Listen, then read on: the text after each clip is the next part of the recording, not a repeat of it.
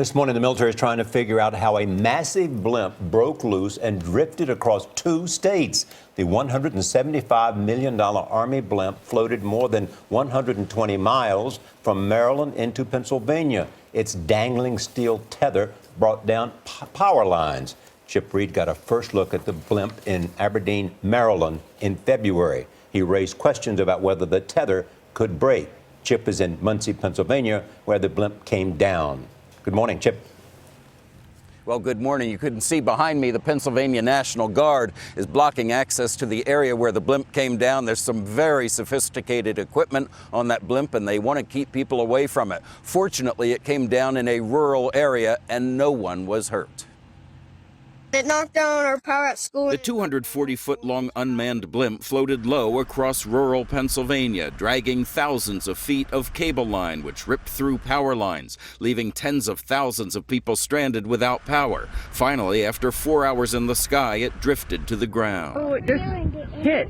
Everybody knows their positions? The blimp started the day Wednesday, tethered to its mooring station at Aberdeen Proving Ground in Maryland, where it is part of a 3-year test along with a second blimp to monitor the eastern seaboard for incoming aircraft and missiles. But at 12:20, when it was tethered at 6,600 feet, the radar-equipped airship broke free at its anchor. It headed north and to the west. 2 F-16 fighter jets scrambled from New Jersey to trail the runaway blimp.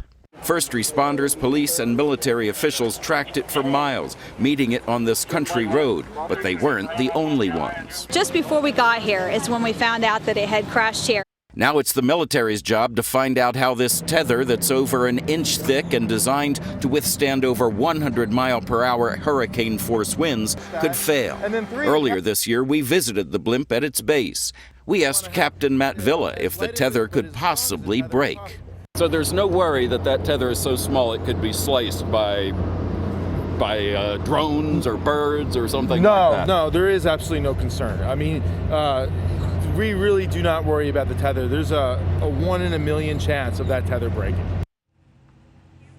A military recovery team is in the woods behind me trying to figure out how to get that massive blimp out of here. And of course, they're still trying to figure out exactly how it got away in the first place. Gail? I'm sure, Chip, they're sorry that you have that piece of videotape. Thank you, Chip, reporting this morning.